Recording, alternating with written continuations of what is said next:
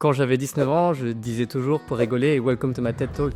Et puis un jour, je me suis retrouvé vraiment là, sur le tapis rouge, 350 personnes devant moi, et j'ai fait un TED Talk. J'allais faire une conférence devant des gens qui me voyaient comme l'entrepreneur, qui me voyaient comme le gars successful, alors que je parle littéralement de mes échecs dans le talk. J'ai contacté Bouchra, c'était une prof de l'école hôtelière, je suis devenu coach dans l'un des événements de l'école hôtelière. Et ensuite, elle m'a invité un moment dans une répète générale de TEDx. Donc le chef de TEDx, pendant cette répétition générale, il me fait Lionel, tu vas sur le tapis, t'improvises avec Alexandre Jenny. Très grand entrepreneur, d'ailleurs, je mettrai son profil dans la description.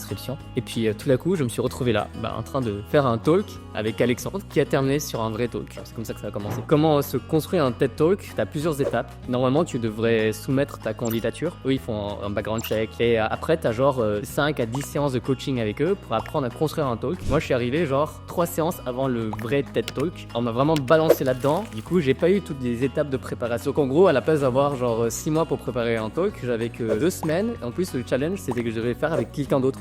Les TED Talks, c'est toujours tout seul. Du coup, c'est difficile parce qu'il faut savoir se donner la parole, il faut savoir être coordonné. Et surtout, moi et Alexandre, on se connaissait pas du tout. Et on a dû apprendre à se connaître pendant notre process. Et en fait, le pire, c'est que notre talk parlait sur avoir une conversation honnête avec des membres de ton équipe. Sauf que moi, je n'ai jamais travaillé avec Alexandre et je devais construire un truc énorme, genre un talk avec lui. C'est la deuxième fois que je rencontre Alex. Hyper cool comme personnage. J'arrive toujours pas à me dire qu'on est en train de préparer un TEDx. Donc, on a dû adapter nos propres concepts, ce que nous, on disait, à la construction du talk, ce qui a donné encore plus de crédibilité à la conférence. Donc, au final, pendant ces 2 semaines, on a pu aller en France. Donc, lui, il est basé à Chambéry. Donc, on a pu aller visiter son bâtiment, le Hub des Alpes. Vraiment super endroit où il a réuni plein d'experts, plein d'entrepreneurs.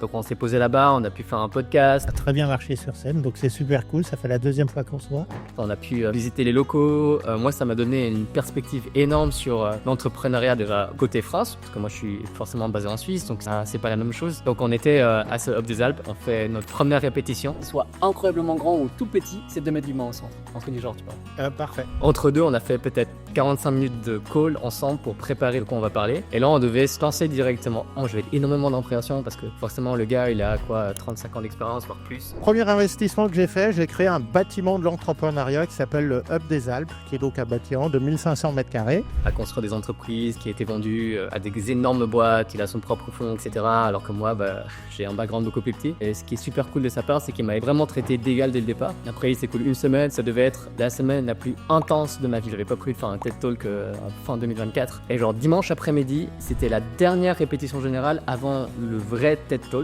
Donc faut s'imaginer 25 heures de vol, 12 heures de décalage, totalement décédé. La répétition se passe super mal, j'arrivais pas du tout à parler. Après tout le monde était extrêmement gentil, à un moment on a commencé à danser, il y avait de la musique, tout le monde savait qu'on était tous dans le même bateau. Donc c'était le dimanche et vendredi c'était le talk, 4 jours intenses à répéter et puis arrive vendredi. Là c'est vraiment le stress qui monte. Déjà on arrive à 10h du matin, on fait déjà un check audio. Souvent les conférences que je donnais, j'entendais pas ma voix dans les haut-parleurs. Là étant donné que c'est une grande salle, alors c'est hyper bizarre, t'es un peu décalé et tout, faut s'habituer. Plus la journée passe, plus la journée devient stressante. Et surtout là dans notre cas on avait une pause entre midi et 17h et comme c'était à Genève et moi j'habite à Lausanne, je pouvais pas rentrer donc j'ai fait une balade. 17h tout le monde revient. Fois déjà le public commence à arriver, là tu dis plus le choix, il faut qu'on y aille. On est derrière, le conférencier d'avant nous rentre, c'est à notre tour. Là je me suis posé 1 milliard de questions. Quelle tête je dois faire entre les coulisses et le tapis rouge? Qu'est-ce que je fais si le micro il tombe, etc.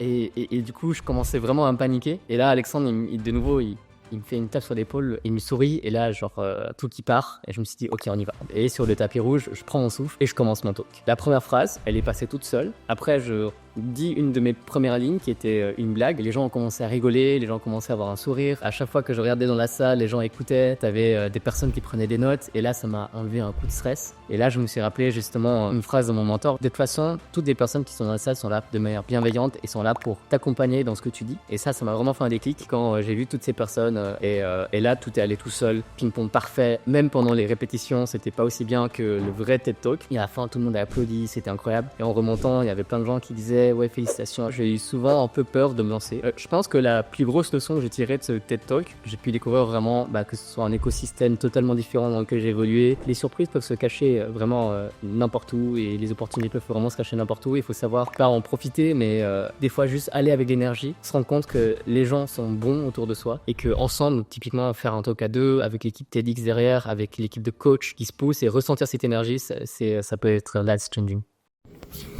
Petite fin de vidéo juste pour profiter. Merci vraiment à toute l'équipe TEDx, incroyable soutien et jusqu'au bout l'accompagnement, spécialement à Bouchra. Gros bisous. Et aussi, gros bisous à tous les autres speakers. Les noms s'affichent de ce côté-là. Allez voir leur profil. Ciao, bisous.